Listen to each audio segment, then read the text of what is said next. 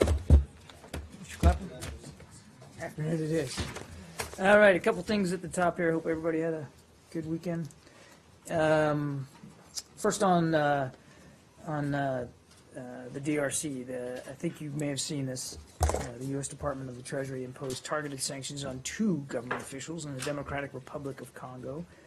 The Deputy Prime Minister and Minister of Interior and Security, Évariste Boshab, and General Administrator of the National Intelligence Agency, Kalev Mutando.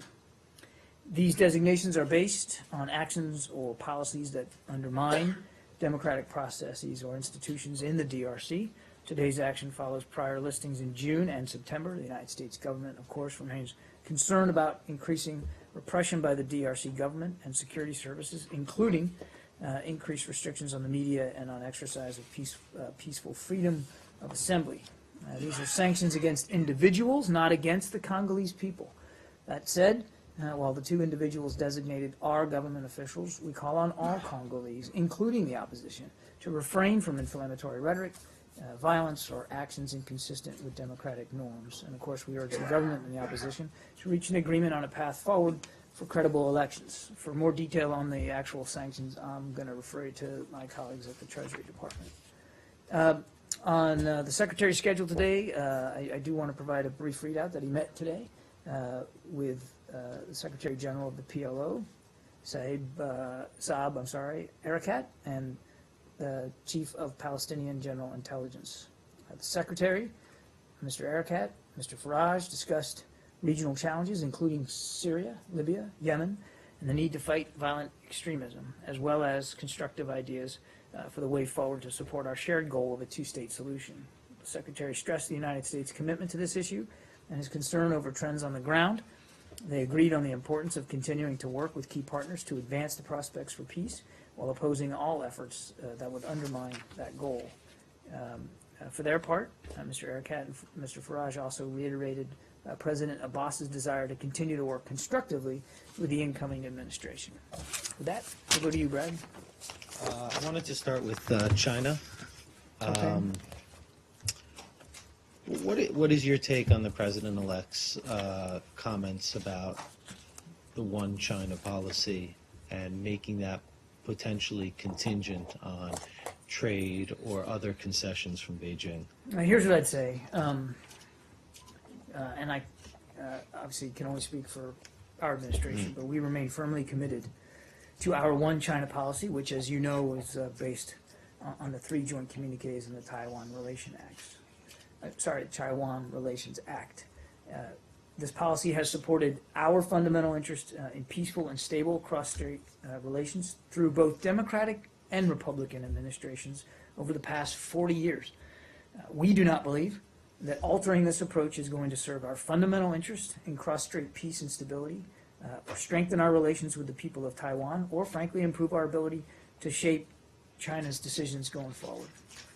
Have you had any interactions with your Chinese counterparts since this latest interview of the President-elect? I remember before you did, but... None that I'm aware of. Okay. None that I'm aware of. As I understand it, the interview took place just yesterday, so I'm not aware of any interaction. Okay. Are you aware of any, or let me put it this way, are you concerned that these types of comments could have immediate effects on U.S.-Chinese cooperation on North Korea, on cyber, on some of the other things that you've strove so hard to improve cooperation on? I mean, it's difficult to know with any certainty, Brad. What I can tell you is that we've been clear. We will remain clear with Chinese leaders, as well as Taiwan, our commitment to this one China policy, and our commitment, as I said, to better, I should say, peaceful and stable cross-strait relations. And so I've seen no, I don't think I have any reaction to read out as a result of the comments, or certainly any tangible practical effect as a result of them. And for our part, we're just going to stay focused on the policy that we've been pursuing, and as I said, has been pursued now for 4+ decades in terms of a one China policy. So I can't obviously predict what the new administration will actually implement in terms of China policy. I can just tell you that we're going to stay focused on pursuing the same agenda. Can I just ask you then about the Chinese reaction? Some of it's been quite virulent. Do you think the Chinese are overreacting with some of their reactions? For example, I think some state newspapers called the president-elect an ignorant child. Is that something you would take umbrage with or dispute? Your response. I appreciate the question. I think I'm not in a position to characterize their reaction and their characterization of the comments made. I think you're right. We've seen their public comments. I'll let the Chinese speak for themselves in terms of the way they want to react to the interview. I would just tell you that, again, we're focused on the one China policy that we've been pursuing, been pursued by administrations of both parties in the past. As I said, we believe any change to that is not going to serve our fundamental interests in cross-strait relations. The other thing that I would say is that here at the department, in terms of transition, what we're mostly focused on, actually what we're solely focused on, is making sure that we can provide for a good, healthy transition here to the next administration, that they have the context, the information that they need to develop whatever policy agenda they're going to pursue. You know, they also threatened to arm U.S. adversaries and so on. Who's the they? Chinese? They said they can also arm groups who are, Well, I'm not, who I'm are not going to adversaries speculate. to U.S. interests I everywhere. don't and so on. find it useful to speculate and hypothesize about what's coming down the road under the next administration. These are serious matters and serious policy issues that they will need to work through. What we're going to do is make sure that we're poised and ready to provide them whatever context they need as they begin to make these decisions. But I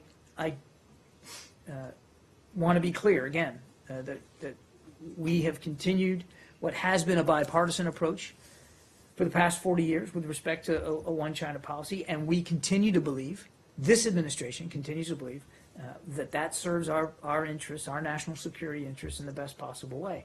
The next administration, the president-elect, will have to, make these decisions for himself and for themselves. Again, we believe in the soundness of it, and we will remain, again, poised and ready to provide them whatever context they need as they work their way through it. I just don't find it useful to guess about implications one way or the other going forward, and I wouldn't take it upon myself to characterize the Chinese reaction. I think it speaks for itself. You've seen their public comments. I think, as Brad accurately said, they're direct. Yeah. So I just want to clarify. So is the transition team contact or reach out with you with regard to the policy guideline, or did you provide any information? Right. So they're here. There is a transition team here at the State Department, and we have been. There have been discussions between them and various officials here at the State Department. As I said earlier, and I'm going to stick to my pledge. I'm not going to do a daily readout here of who they're talking to or what information they're asking for or what they're deciding to do with the information that they're getting. That is for them to speak to. But they are here, they are working, and we are providing information to them as they see fit, as they deem appropriate. Well, we'll stay on this just because I think this is relevant, and then we'll go to Syria. When you mentioned now you're so focused is on the peaceful transition, do you lay out the consequences or repercussions of that comment may lead to the transition team or the team in New York? I'm not going to detail the whatever conversations we're having with the transition team. What I can tell you is that we have a lot of experienced diplomats here who have been engaged and involved in issues like this and others around the world. They stand ready. They have provided context on various issues, and I'm not going to detail the ones, but they have provided some information and some briefing materials. It is for the president-elect and his team to decide how they want to develop their foreign policy priorities. That's the way the system works. And we're going to respect that here. All I can say with certainty is that this administration, President Obama, and certainly Secretary Kerry, continues to abide by the one China policy that has been supported by administrations of both parties and has served our fundamental interests in the region well. And President-elect Trump also, during the interview, he said he fully understands the one China policy. Do you believe he really understands it? And is it appropriate for him to make that comment? Again, these are questions that you should be posing to the president-elect and his team. I'm not privy to the briefings they're getting and to the information that they have available to them. The president-elect made clear his level of comfort with the information, and he indicated some alternatives that that he's thinking about. I think it's best for him and his team to speak to that, not for us. Just a final one. So if he is trying to undo the long-standing policy this administration and the previous administration pursued, you can't do anything to prevent it. These are decisions that he and his team have to make. Mm-hmm. What we will do is continue to implement the one China policy that this administration continues to believe is in our best national security interest. Secondly, we will, as they deem appropriate and deem fit, provide them with whatever information they need as they start to develop their own foreign policy about this and places all over the world. As I said, we have a terrific core of diplomats here at the State Department, people with long experience in that region and in other places around the world. They stand ready to provide the context and information as the new team wants. And what they do with that information and how much they make themselves available to it is really for them. Our job is not to preclude or to try to enforce an approach to any particular issue around the world to the new team. They were elected by the American people. They will work through these issues in their own time and in their own way, and then when they're ready to express what their policy is going to be on this or any other issue, they'll do that. The Secretary has been firm about where he wants the department's head, and that is to make sure that we are making ourselves available to them and to make this transition as seamless and as easy for them as possible, and that's what our focus is on. Okay? Good follow-on. Sure. You just said that you're not going to read out any conversations that you may have had with the transition team. Have there been briefings, live briefings, not just paper? Has there been As any I understand it, Brad, conversations? there has been both. As I Okay. understand it, there have been active conversations as well as the provision of briefing material information. So That's my understanding. These would be conversations that transition members had with senior officials here, assistant secretary level? I don't want to get into the details, but I know that there have been conversations as well as informational material provided to them. So, just so we're clear, we mean kind of formal briefings where somebody comes in, or officials here come in and they present, say, Syrian civil war, something like that. I don't believe. Or is it just on the phone, or just? I think it's been all manner of conversation. I honestly don't know the degree to which there have been formal presentations the way I think you and I would think about a formal presentation. I really don't know. I do know that there have been conversations, like, face-to-face meetings and discussions, as well as information provided for them to read and to peruse, again, at their request.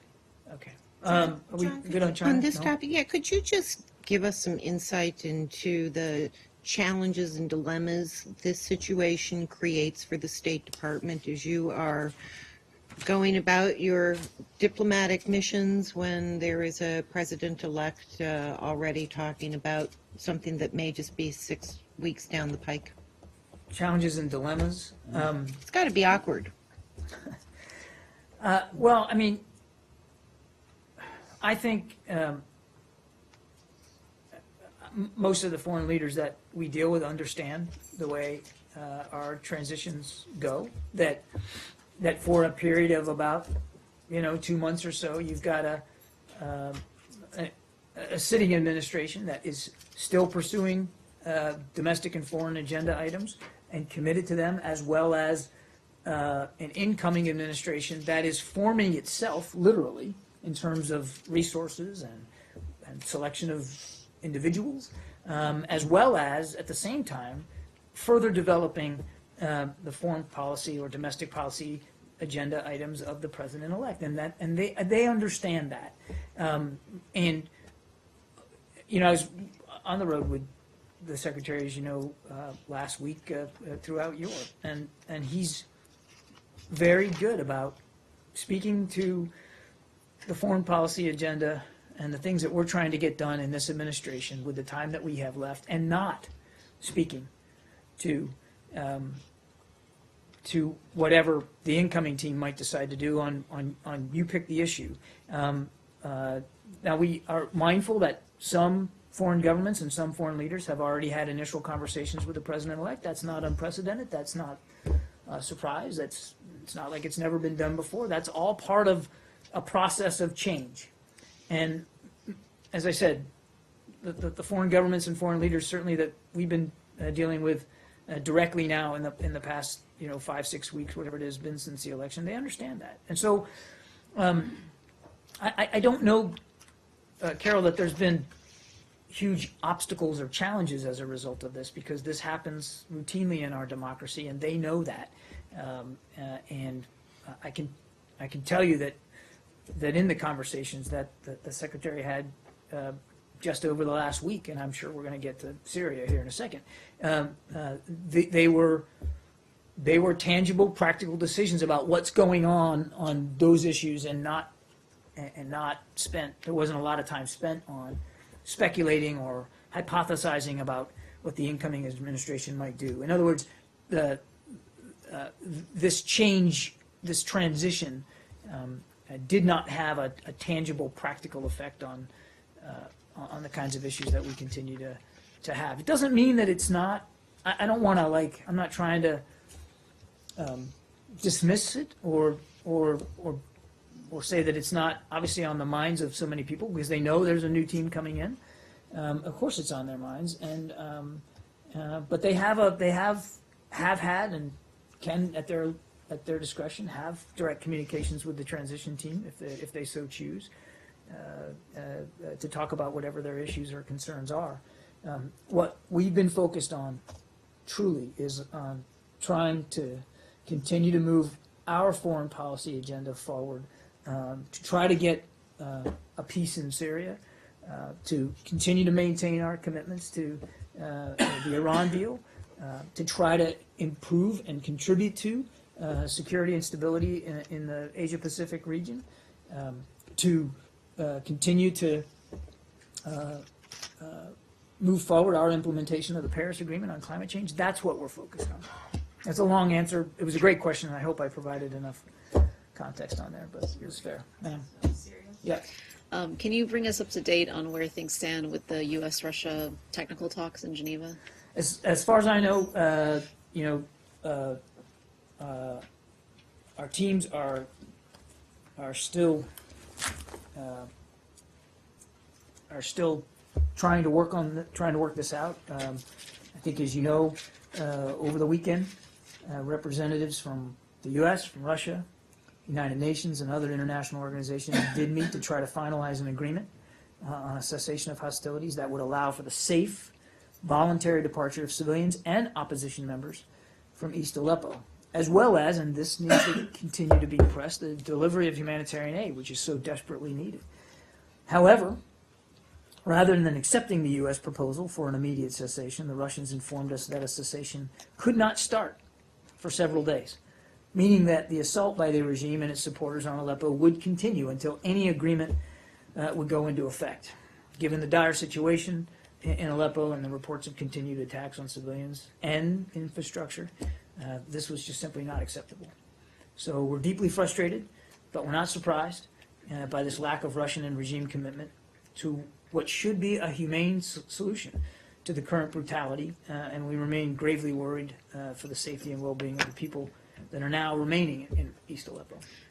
So the Russians wanted a delay of several days before the cessation of hostilities were to start. That was the condition. Is that what you said? Yeah, they informed us that a ceasefire could not start for several days, meaning that this assault would just continue. And so that was on during the weekend when they told you that.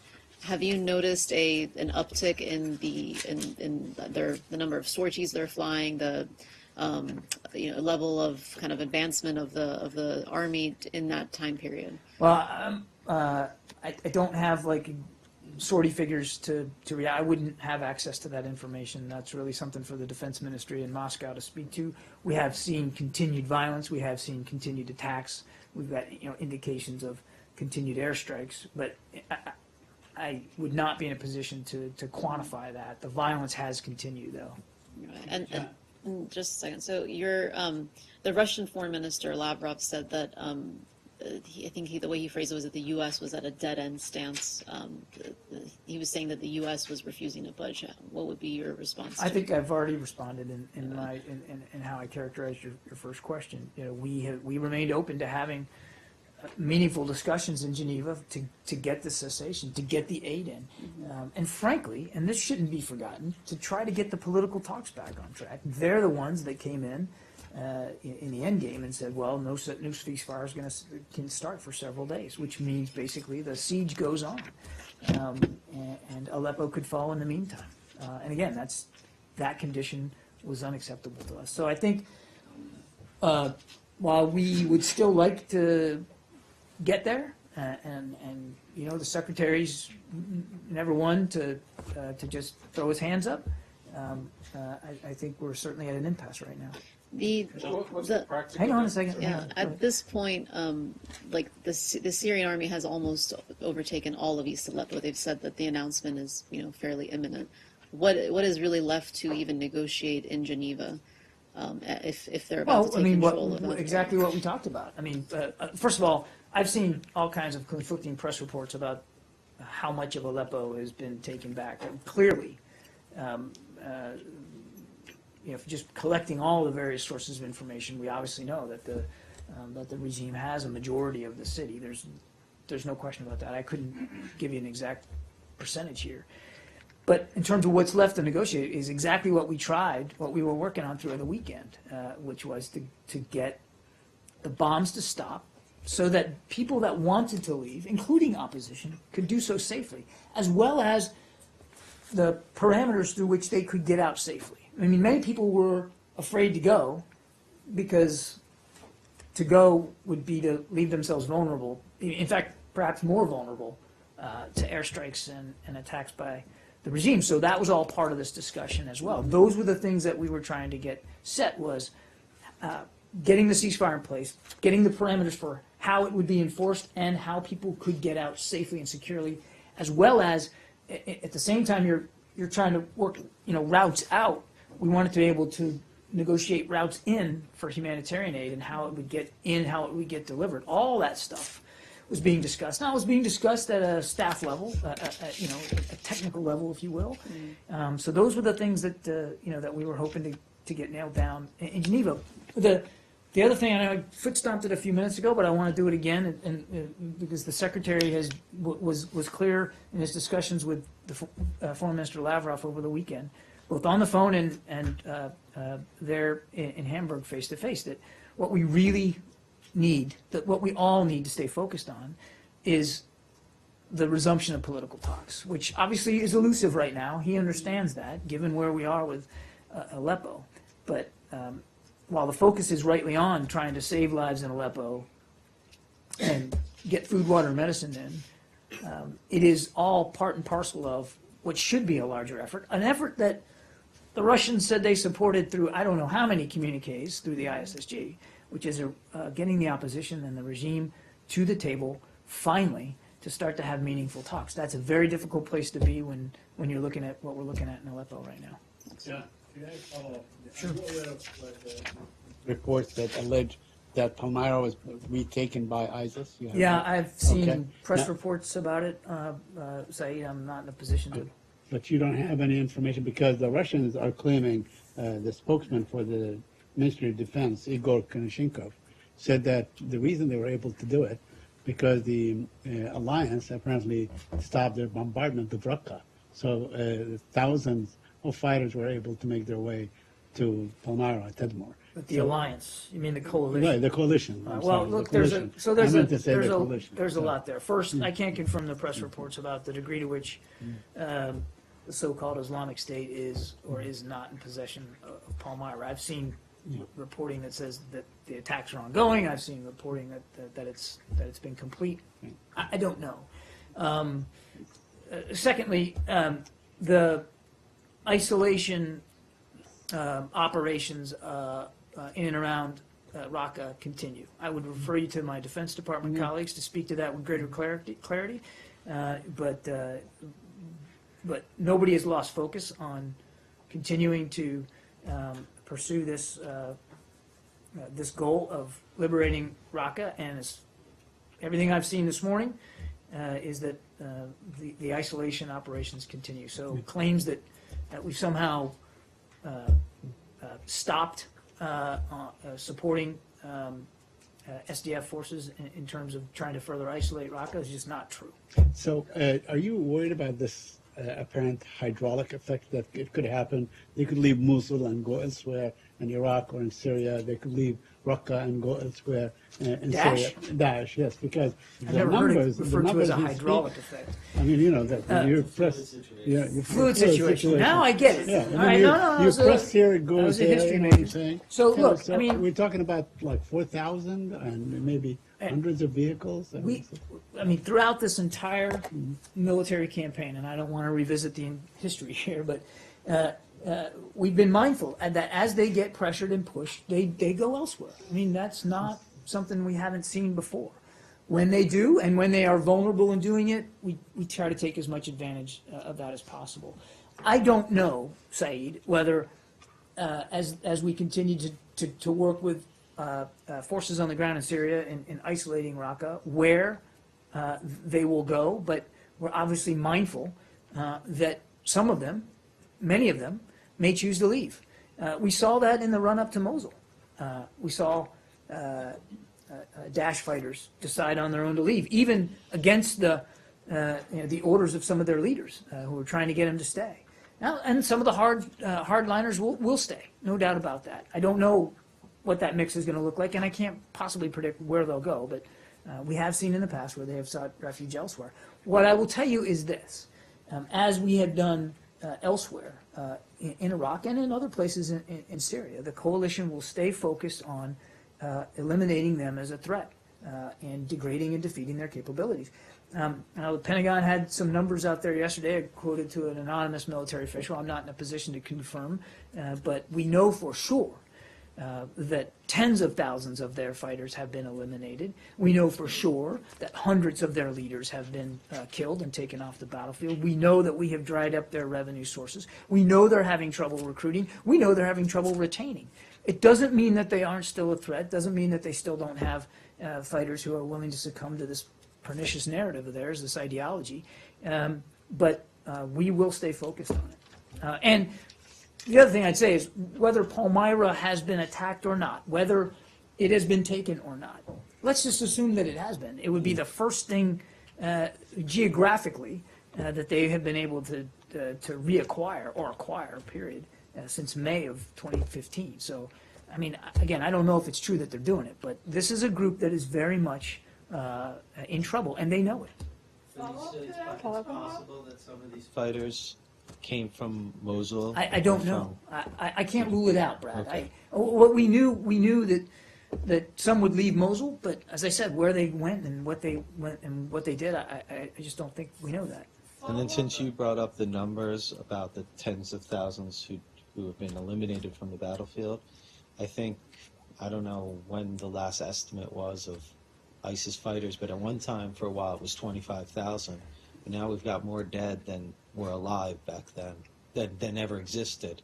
Because How did because that they've been happen? able to, because they have, we've talked about this openly, because we know that they have been able to continue to recruit.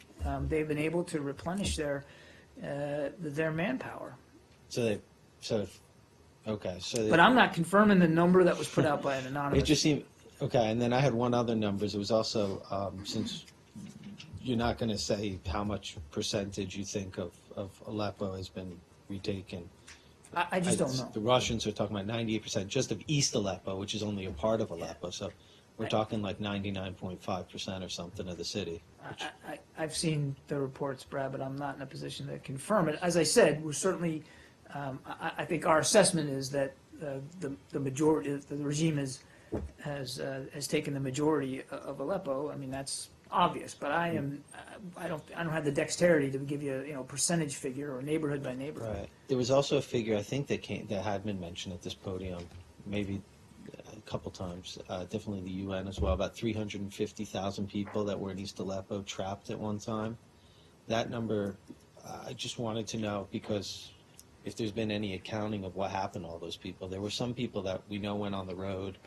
I heard about 10,000 about a week or two ago, but there's a huge amount of number that just seems to have vanished into the ether here. Do we know what's going on? I with don't these have an exact estimates? figure for you in Okay. terms of who's left or who has departed. It's very difficult to know with certainty. There.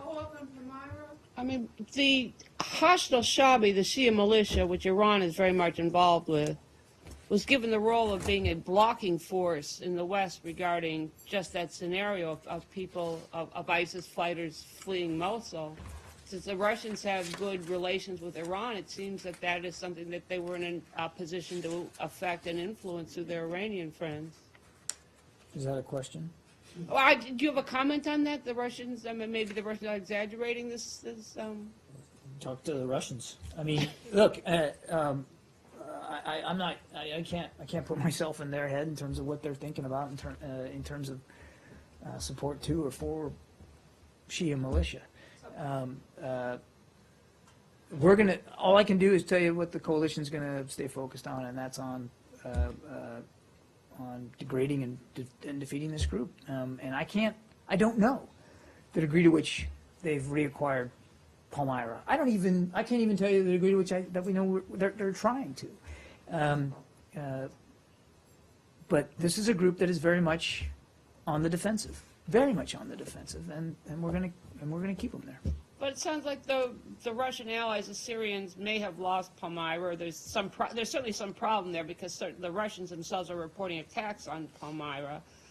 But rather than accept, that this is their problem, perhaps caused by the weakness of their Syrian ally, they blame the United States and say it should have stopped ISIS fighters leaving Mosul when, in fact, it was a militia that was supported by Iran, which is their ally, which was given the job of blocking the flight of fighters from... If you're asking me to join in with you in pushing back on the idea that we are responsible for any fall of Palmyra, you got me there, and I'd agree with you. Okay, yes, thank you. That's what you're asking? Yeah. Yeah, okay. We're finally on the same page. Short follow-up on Palmyra. Did you communicate with Russian officials about the situation in Palmyra? Maybe I'm not aware of any intelligence. I'm not aware of any such communications. There hasn't been with respect to the fight against Daesh. Again, I point you to my Defense Department colleagues. There hasn't been that kind of communication and coordination. Not because, oh, by the way, we weren't willing to do it. If you might recall, a couple of months ago, we had an agreement that was working towards what would have been known as a joint implementation center that would have allowed us an opportunity to coordinate and communicate in the counter-Daesh fight, and we weren't able to establish it because the Russians weren't willing to meet their commitments. So you're saying that Russians don't want to communicate on this issue? I'm saying that we had an opportunity a couple of months ago to better coordinate and communicate with respect to counter-Daesh operations. We couldn't get there because the Russians wouldn't meet their commitments. I don't believe there has been any communication with Russia with respect to what's going on in Palmyra, counter-Daesh. I certainly encourage you to talk to my colleagues at the Pentagon, but I'd be very surprised if there's been any. Can I change topics? No. Nope, apparently you're not allowed to. Sorry. Who else is on this? Sorry. John, on Syria too, news reports said today that the Russians and the Syrian regime have used chemical weapons on the civilians in Hama. Are you aware of these reports? I haven't seen that particular report, but So I don't have anything for you on that. We have seen in the past where the regime has used chlorine as a weapon. We know chlorine's an industrial agent, not a chemical weapon, but if it's used in that way, obviously that's a violation. But I'm not aware of this particular report. Thank you. Steve, did you have something on this? Well, just wanted to ask you why. You're being so hesitant to acknowledge you keep saying you don't know if there's an attack at all on Palmyra. Does the United States government have no visibility on this part of Our Syria? ability, Brad, I mean, I think you know, I mean, our ability to know hour by hour operations there in Syria in particular is very, very limited. So at 2:45, because I checked on this, honestly, I checked on this before I came out here. I figured you guys were going to pound me up on it. I just can't say with any certainty. We've seen reporting that Palmyra is or has been under attack by Daesh. I just am not in a position to confirm the veracity of those reports. If we get to a place where we have a better sense of it, then we'll certainly have. There's no. I mean, the only thing precluding me from acknowledging it is that we just don't have enough information to confirm it. It's not reticence to do so. Is that? It's not that it just happened today. I mean, it's been going on for I a understand. couple days now. I understand. If I had better information, believe me, I'd give it to you. But I'm not going to stand up here and make it up either. It's like the only town in that hundreds of miles area of Syria. If there's an attack going on by Daesh, you would hope that. Is it possible that American intelligence just missed this? Look, guys, if I have better information, I'll let you know. I mean, we're aware of reporting that Palmyra could be under some kind of an attack by Daesh. We'll have to, as we get more information, I'll let you know. If you need more intelligence, I can I'll, send you the I'll, latest. we'll have you come on up All right. and give us a briefing. We'll, look, as we get better information, I'll give it to you. That's not, my reticence is simply that I want to be accurate, not that I'm trying to hide something here. Yeah. Okay, different subject, if I may. Western powers helped broker an election that was held in Macedonia yesterday. That is different. Yes, it is. Still inconclusive about the results, but wondered if we could get a comment about the process from the U.S. perspective and whether it's seen as a positive step towards solving this 2-year political crisis there. So I'll say this: we commend the citizens of Macedonia who exercised their right to vote in the 11 December parliamentary elections. We also welcome OSCE and the Office of Democratic Institutions and Organization for Democratic Institutions and Human Rights, ODIHR. We welcome their preliminary conclusions that the elections were competitive and that fundamental freedoms were generally respected. The turnout was high. The elections proceeded in a calm and orderly manner, with a few cases of procedural irregularities. We echo those two organizations' concerns about the administrative preparations for the elections, and we urge the next government to continue to work to build capacity within the State Electoral Commission and to resolve the structural and legal issues with voter registers. These elections, we believe, are an important first step to move Macedonia out of its political crisis. We encourage the parties who form the new government to work constructively with the opposition to enact reforms that will further the process of Euro-Atlantic integration, particularly with regard to rule of law. And I can assure the people of Macedonia that as they pursue this effort, they will find the United States a partner in it. Can I go last on the issue? Is he allowed to? Am All I right. allowed to? Okay. Go. Very quickly. First of all, did the Palestinians submit like a plan or proposals that they want to take to the United Nations and during their meeting with Secretary Kerry? It's something that you can share with us? As I said in my readout of the discussion, they certainly did touch on the viability of a two-state solution, but I'm not going to go into more detail than that. Would that be something that the United States would actually support if they went to the United Nations? In view of the latest developments? Nothing's changed about our view on that. We've talked about that before. I really have just a couple. more. First of all, this meeting, it's called a strategic discussion. Is that something that has been, in the planning for a while? And you're talking about Yeah, but there were two types of meetings, but the same there was delegation. Right, because. Mr. Erkat and Mr. Farage that met with the the secretary. secretary, and I read that Yeah, out. right. I think, as you know, the State Department is today hosting a political dialogue Right. with the Palestinians, which is being led by Stu Jones, who is our principal deputy assistant secretary for the NEA Bureau. That discussion will also touch on a number of regional and other issues of mutual interest, including civil society, travel issues, countering violent extremism. We have dialogues with the Palestinians on a range of issues, including an education dialogue, an economic dialogue. This one has been long planned, and this has in fact been in the works, as I understand it, for several months now. It's all part of these routine dialogues that we have. And my last one, yesterday on a 60-minute program that aired yesterday, the Israeli Prime Minister said that it was the Palestinians' lack of recognition of Israel as a Jewish state, and it's not the settlements that were the major obstacle to peace and to achieving the two-state solution. Was that an issue that was discussed during ERCAT and Secretary Kerry's meeting? I've read that conversation out as deeply as I'm going to. Okay. Was there any Israeli delegation last week in Washington in this regard too? They've talked to any. I'm not aware of any. We'll take the question and get back to you. Yeah. Thank you. Question about our FDEMR relocation issue. About what? FDEMR relocation issue. Okinawa. Japanese and Supreme Court will not hold a hearing to the review a lawyer court ruling that backed the central government's move to the relocation of FDEMR air base within Okinawa, making it certain that Okinawa Prefecture will lose its case. So say Monday. So I would like to have a comment, and also, do you think the construction work of the new air base in Henoko will be making progress, or do you think the U.S. government understanding FDEMR relocation issue will be voted as settlement? Well, that's a mouthful, isn't it? Look, I'm going to.